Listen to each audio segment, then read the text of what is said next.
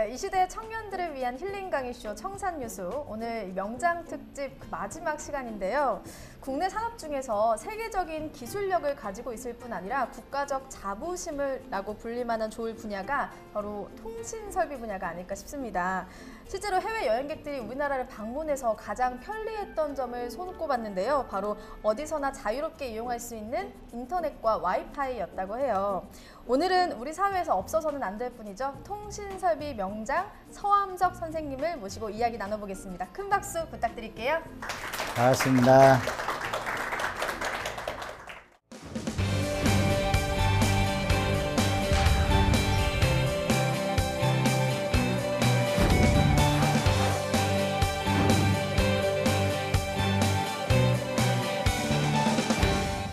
네, 선생님 먼저 간단하게 자기소개 부탁드릴게요.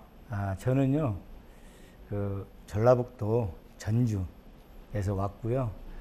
고등학교는 군산에서 요새는 좀 마이스터 고등학교라 그러는데요. 군산 기계공업고등학교 제 1위 졸업생입니다. 그러니까 1976년도에 졸업했으니까요.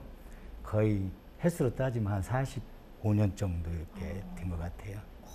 네, 거기서 왔습니다. 잘 경청해 주시기 바랍니다. 감사합니다. 공업 분야의 우리나라 1세대 졸업생이시네요. 네, 그렇습니다. 사실 통신 설비가 많은 분들한테 익숙하긴 하지만요. 구체적으로 좀 모르시는 분들이 많거든요. 좀 네. 소개를 해주시면 좋을 것 같아요. 지금 통신 설비라 하면은요, 보통 사람들이 뭘까 하고 이렇게 궁금해 하는데요. 너무나 우리의 일상생활에 이렇게 들어와 있는 것이 통신 분야거든요. 특히 여러분들이 가지고 있는 것 중에 통신이 주위에서 빠지면 하나도 안 됩니다. 집에서 아침부터 저녁 때까지 보통 보면 아침에 일어나서 절로 뭐지 TV 틀죠. 네. TV도 통신이고요. 가지고 시간도 이렇게 보면 휴대폰으로 이렇게 보자, 스마트폰으로 이렇게 보시죠. 그 모든 게 전부 다 통신하고 연관이 돼 있는데 그것이 통신이 아닌 줄 알고 사람들이 이렇게 지내고 있습니다. 그래서 일상에서 이렇게 하는 거 있고요. 지금 저 앞에서 열심히 저희를 찍고 있는 방송 이런 장비도 다 통신 분야에 속하고 있고요. 크게 말하면 여러분들이 지금 인공위성에서 지금 뭐 어느 쪽을 막 보면 막 어디 북쪽에서 뭐 뭔 시험을 한다라고 막 이렇게 보는 것들도 다 통신에서 이루어지는 것들이거든요. 그래서 그런 것들을 운영하고 하는 것들이 통신 설비 쪽을 생각하시면 됩니다. 우리 사회에서 빼놓을 수 없는 분야인 것 같은데요. 이 분야의 기술을 익히려면 손재주도 중요하지만 좀 전문적인 지식도 많이 필요할 것 같아요. 선생님께서는 언제부터 이 분야에 관심을 갖게 되신 건지 궁금해요. 지금 보통 보면은 우리가 애들이 돌잔치 할 때 뭐 돌잡이라 그런가요? 네. 그런 거 할 때 보통 보면은 뭐 거기다가 돈도 넣고 볼펜도 넣고 뭐 청진기도 넣고 이렇게 해가지고 이렇게 부모님들이 특히 막 뭐 이렇게 집기를 원하잖아요. 근데 되게 보면 어렸을 때 초등학교 때쯤 보면은 저기 쟤는 어느 분야에 탁월하다는 걸 했을 거예요. 근데 저는 어렸을 때 굉장히 좀 개구장이었다 그래요. 그래서 집에 있는 모든 시설물들을 제 손에 안 거쳐간 게 없답니다. 근데 거쳐갔는데 전부 다 그것이 망가뜨려졌대요. 그래서 다시 복구는 못할 정도로 이렇게 됐고요. 그러면서 이제 뭐 손재주라고 할까요? 그렇게 하고 또 다른 부분에 대해서도 좀 했던 것 같아요. 그래서 그쪽 부분이 좀 많이 저한테 적성이 맞아서 부모님께서 아마 그쪽을 방향을 해주신 것 같아요. 네, 그랬던 것 같습니다. 물건을 망가뜨리면서 적성을 찾으신 거예요? 네, 그렇습니다. 그러니까 겉모습을 이렇게 보는 게 아니라 그 속에 뭐가 있는가. 우리 어렸을 때 한 번쯤 그런 거 했을 것 같아요. 네. TV 속에 사람이 있는가 해가지고 그 속으로 애들이 이렇게 들어가지 않습니까? 저도 그랬던 것 같아요. 일찍이 고등학교 시절부터 이제 이 분야를 공부를 하셔서 학창 시절부터 좀 뛰어난 학생이라는 얘기를 들으셨다는 얘기를 들었어요. 사실 고등학교는 선택은 사실 뭐 내가 어떤 큰 꿈을 갖고 중학생이 뭐 내가 앞으로 어떻게 돼야겠다라는 꿈은 사실 제가 힘들었던 거 아니에요. 어려웠었던 것 같고요. 저는 이제 제가 8남매 중에 막내예요. 그래가지고 참 사연도 많은데요. 저희는 그 8남매 중에 막내인데 그렇다고 위에 다 딸들만 있는 게 아니고요. 형님이 2분 계시고 누나가 5분 계셨어요. 그래서 제가 막둥이였는데 그래서 그 중에서도 고등학교를 제가 가게 된 것은 집안은 이제 형편이 어려우니까 빨리 네 입은 한 사람이라도 입을 좀 덜어내야겠다 해서 그때만 해도 이제 우리나라가 공업 입국 그래가지고 중공업에 대해서 굉장히 했을 때입니다. 그래서 이제 저희 같은 경우는 베이비 부머 시대거든요. 네. 그래서 그때는 빨리 기술을 배워서 자기 앞가름 해라라는 식으로 해서 보냈던 거고요. 저는 이제 고등학교에 선택은 그렇게 했는데 사실 학교에 들어가서 처음에 선생님을 굉장히 잘 만났던 것 같아요. 그러니까 어떤 운동 선수도 보면은 그 진흙 속에 그 어떤 걸 그쵸, 발굴을 한다 네. 그러잖아요. 근데 저는 이렇게 가서 학교에 들어갔는데 그때 담임 선생님께서 뭐 이렇게 만들어 보라고 했던 것 같아요. 처음에 학교 들어갔을 때. 근데 제가 좀 다른 학생들보다도 좀 빨리 뭐를 만들고 이해력이 빨라서 그때부터 이렇게 조금 선정이 됐던 것 같아요. 그래서 지금은 뭐 좀 그런 게 없겠지만 운동선수들이 학교 끝나면은 막 같이 합숙하고 그러잖아요. 네. 저희들도 그 고등학교 1학년 때부터 그 기술 특기반이다 그래가지고요. 저녁에 끝나고 일요일 날, 토요일 날 합숙을 했어요. 그래가지고 지금 보면은 이제 RTV 분야라고 하는데 사실 RTV 분야가 여러분들 잘 모르시겠지만은 지금은 뭐 전자, 정보통신, 통신 뭐 여러 가지 이렇게 파생돼 있지만 그때는 전기 아니면 그 전자 그거 2가지밖에 없어요. 그 전자를 RTV라고 했어요. 라디오 TV라 그래가지고 그렇게 했었거든요. 그래서 저는 그때부터 이제 라디오 그래서 맨날 남아서 뭐 조립하고 막 그런 거에 대해서 하면서 그때 조금 두각을 나타냈던 것 같아요. 그럼 일찍부터 이 길을 걸어야겠다라고 이제 결심을 하게 되셨던 것 같아요. 저는 아까도 말씀드렸다시피 뭐 처음부터 이 길을 가서 내가 큰 꿈을 가지고 생각을 한 건 아니고요. 하다 보니까 적성에 진짜 맞았어요. 그러니까 어떻게 보면은 자기가 가고자 하는 길은 따로 있는데 부모님들의 보면 대리만족이라는 게 있잖아요. 네. 그 부모님들이 옛날에 하고 싶었던 것을 못 하니까 자식을 통해서 대리만족을 하려고 해서 부모님의 뜻을 많이 따라가야 하는 거거든요. 지금도 아마 그렇다고 제가 들었는데 그때는 제가 가는 길이 사실 어떻게 보면 저한테 굉장히 적성에 맞았던 것 같아요. 그래서 그 길을 지금까지 한 45년 정도, 45년간을 지금도 그렇게 해서 하고 있습니다. 저 오랜 시간 이 분야에서 일을 해오셨는데 해외에서도 일하셨던 경험이 있다고 들었어요.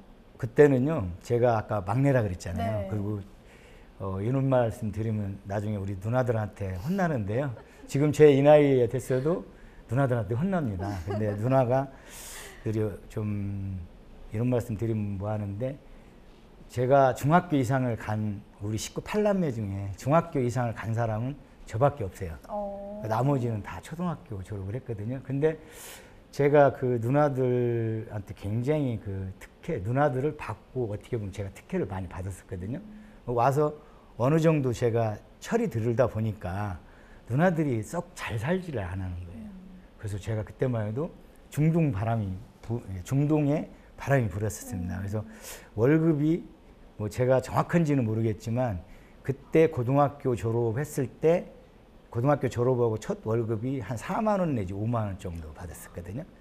근데 해외를 나가니까 한 60만 원 정도 되더라고요. 그러니까 무려 엄청나잖아요.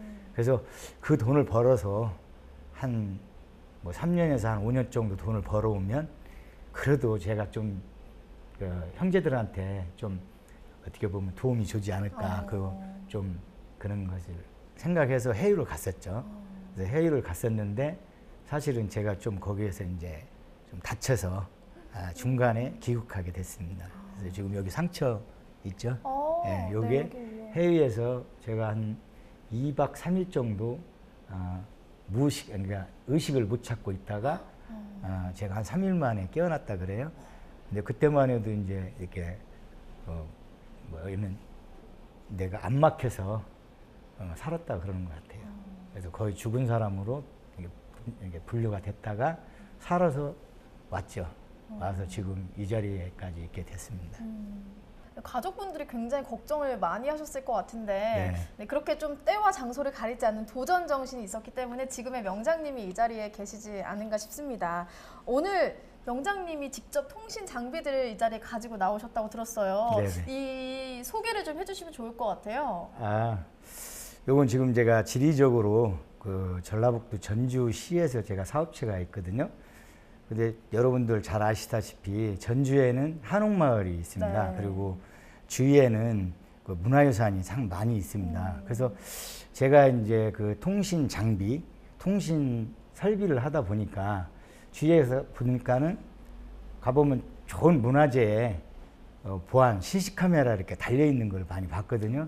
근데 그 아름다운 모형 속에 그 카메라가 이렇게 달려 있으니까 좀 거부감도 있고 또 모양새도 안 좋아서요. 아이디어를 낸 것이 지금 옆에 보이는 이 제품인데요. 제가 이것을 전라북도에서 좀 지원 좀 해주셔서 한 3년에 걸쳐서 장비를 개발을 하게 됐습니다. 그래서 우리나라에서는 최초고요. 그 다음에 특허하고 디자인까지 해서 4개를 지금 확보하고 있거든요. 그래서 요거는 지금 서 있는 제품으로 되어 있는데요. 요걸 벽에다 붙일 수도 있고 우리가 일반 아름다운 보면 가로등 같이 이렇게 폴이 있을 겁니다. 그래서 아마 여기 유럽 여행 갔다 오신 분들은 잘 아시겠지만 유럽에 가면 그 고풍스러운 이런 등들이 가로등에 이렇게 많이 이렇게 네. 설치가 되어 있거든요. 그래서 그걸 제가 좀 거기서 아이디어를 얻어서 이렇게 했고요. 그래서 요거는 이제 CCTV인데 등도 그러니까 저녁에는 조명을 같이 할 수도 있고요.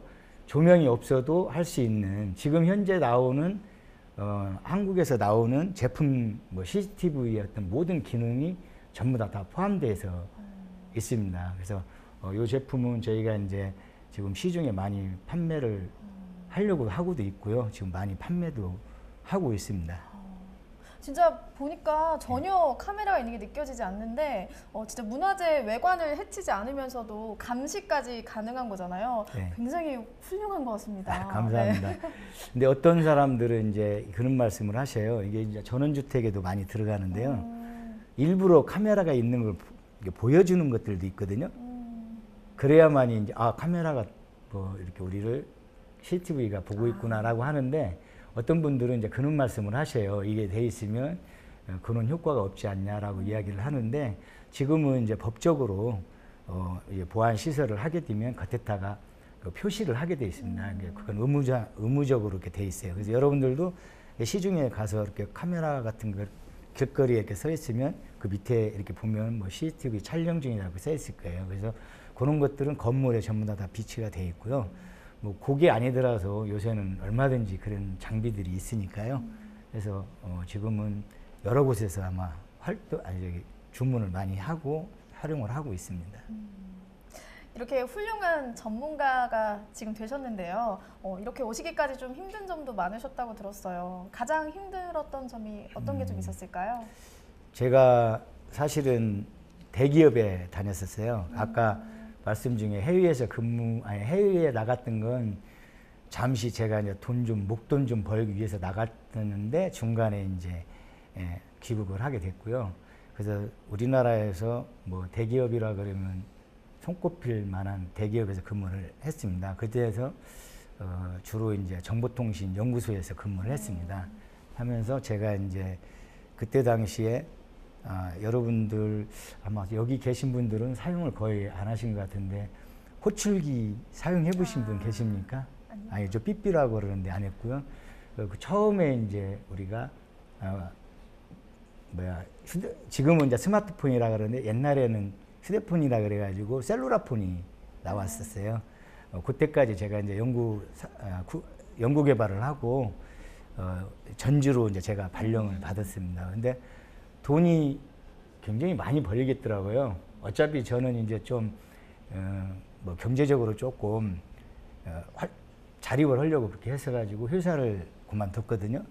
이제 에피소드입니다만은 저희 집사람이 그 회사에서 또박또박 나오는 월급이 그 적은 돈은 아니었는데 제가 사회생활을 한다 하니까 회사를 차린다 하니까 굉장히 거부를 하시고 친정이 서울인데 서울로 가시더라고요. 그래서 그랬더니 한 3일 있으니까 장모님이 손 끌고 와서 죽어도 여기서 같이 죽어라 하고 이렇게 해서 지금까지 잘 먹고 잘 살고 있는데요.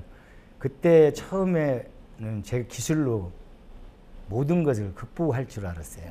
그래서 일도 많고 그다음에 돈도 많이 벌고 이럴 줄 알았었는데 굉장히 좀 그게 아니더라고요. 왜냐면 기술만 가지고 할 수 있는 것들이 아니고요. 뭐 제가 그 얼마 안 돼서 사온 지 얼마 안 돼서 저희 사무실에 화재가 2번 났습니다. 그래서 그때 생각으로는 이 길이 내가 아닌갑다라고 해서 좀 접으려고도 생각을 했었습니다. 근데 곰곰이 생각해 보니까 제가 이거 아니면 과연 다른 걸 뭘 할 수 있을까? 지금 제가 여기서 지금 말씀드리는 것 중에서는 뭐 제가 지금 말씀드린 게 정보통신을 굉장히 제가 얕게 이렇게 말씀을 했는데 사실은 저도 죽을 만큼 노력을 한 사람 중에 한 사람이거든요. 왜냐하면 그때마다 제가 굉장히 그 집중력이 굉장히 대단하거든요. 그래서 한 가지 뭐를 하면은 옆에 다른 걸 못합니다. 그래서 정보통신은 굉장히 집중력이 중요합니다. 뭐 하다가 다른 거 하면 벌써 이렇게 했고요. 그래서 뭐 아까 저희 같은 경우는 제가 고등학교 졸업할 때까지 집에 전기가 안 들어왔어요. 지금은 뭐 상상도 못 하겠지만 그래서 이제 그런 환경 쪽에서 이렇게 태어났는데 제가 집중력을 굉장히 강하게 했습니다. 그래서 제가 마지막으로 한번 이 사업에 대해서 좀 해야겠다. 그래서 이제 화재도 2번 나오고 그래서 제가 이제 더 이상 잃을 게 없더라고요. 그래서 기술을 가지고 한번 했었습니다. 그랬더니 참 어디선가 한번 기회를 주시더라고요.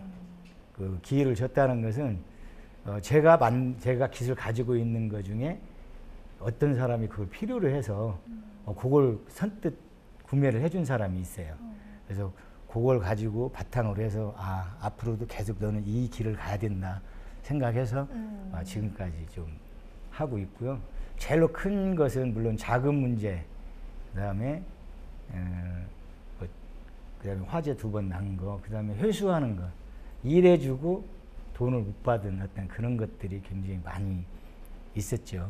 여기서 이제 하나에서 10까지 전부 다 말씀드릴 수는 없는데 그런 아픈 사연이 많이 있습니다. 그런 수많은 어려움을 극복하고도 꾸준하게 노력을 해오신 덕분에 지금의 명장님이 계신 게 아닌가 싶습니다.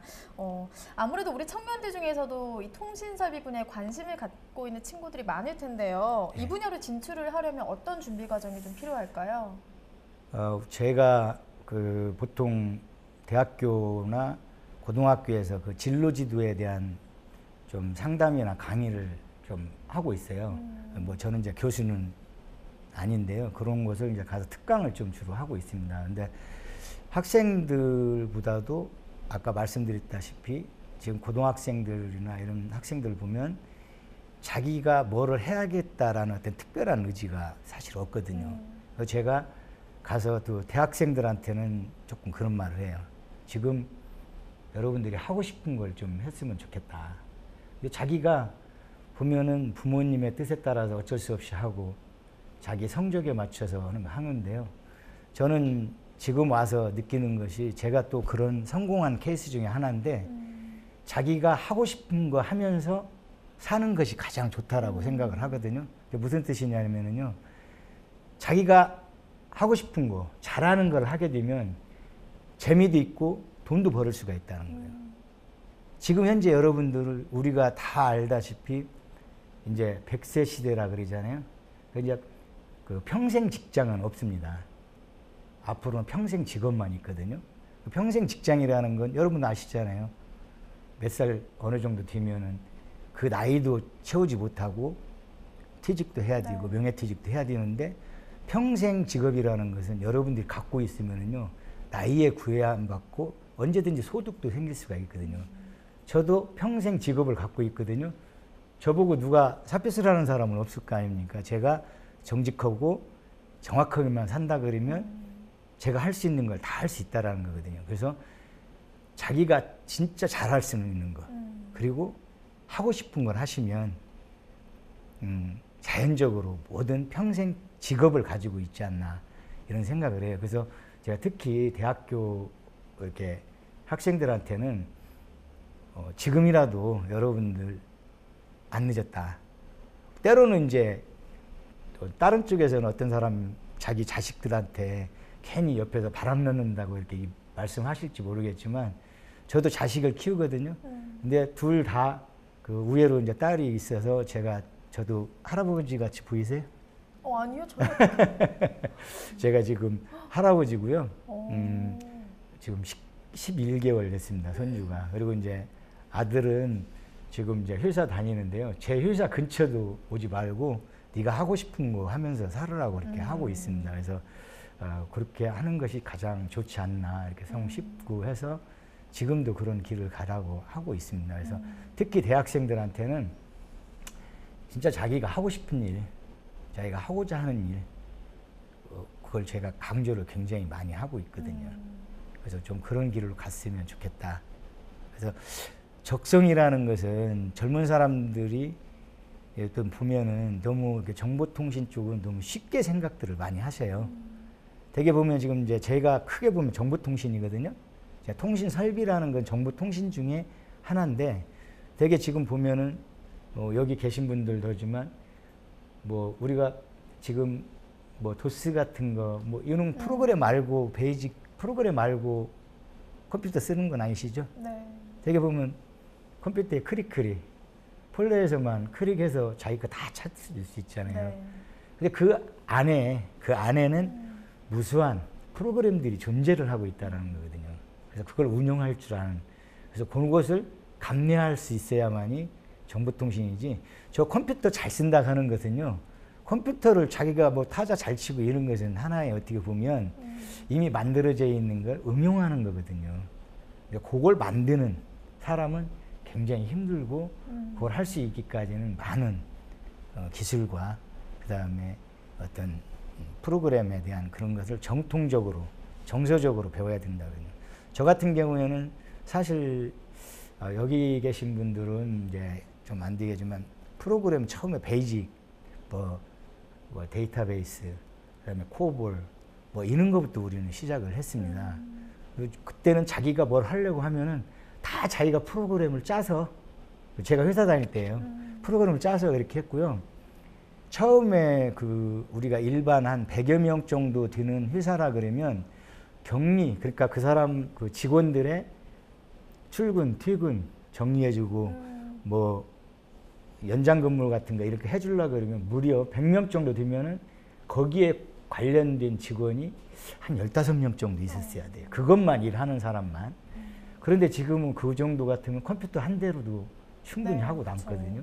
컴퓨터를 잘 사용하는 거하고 컴퓨터를 응용하는 거하고는 좀 틀리다고 보거든요.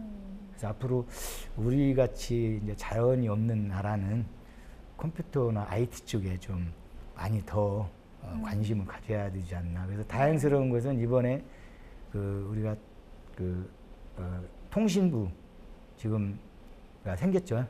그래서 그리고 또 벤처부가 생겼고요. 그래서 중소기업 벤처부도 생겼고, 그래서 저로서는 굉장히 큰 희망을 갖고 있습니다. 지금 현재 우리 그 정책에 대해서. 네. 그래서 마지막 질문을 좀 드려야 될 것 같아요. 선생님과 같은 길을 걷고자 하는 이제 후배들에게 이런 점은 꼭 갖추고 이 분야에 들어왔으면 좋겠다라고 한마디를 남겨주신다면 어떤 말씀 전하실 수 있을까요? 네. 우리가 처음부터 1살부터 이렇게 나이가 먹잖아요. 처음부터 60살부터 경험을 하고 1살로 가면 5살이나 10살로 가면 얼마나 좋겠습니까?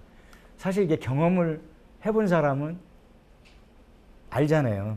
우리가 저 물이 뜨거운가 안 뜨거운가를 우리는 경험을 해봤기 때문에 알지만, 사실 저 뜨거운 물을 손에 담궈보지 않은 사람은 뜨거운가를 몰라요. 그러니까 어른들이 저건 하지 마라 하거든요. 근데 본인은 경험을 해봐야 뜨겁다는 걸 알잖아요. 그래서 저는 후회를 하더라도 경험을 해보라고 좀 하고 싶어요. 물론 꼭 절대로 경험하면 안 되는 것들이 있잖아요. 뭐 교도소를 들어간다든가, 뭐 남을 사기를 친다든가, 뭐 교통사고를 낸다든가, 절대 그런 것은 경험을 안 해도 되는 거지만 그 기타 다른 것들은 여러분들이 진짜 그 경험을 좀 해보고 싶고요. 이 대학생들이 좀 많이 계신 것 같은데요.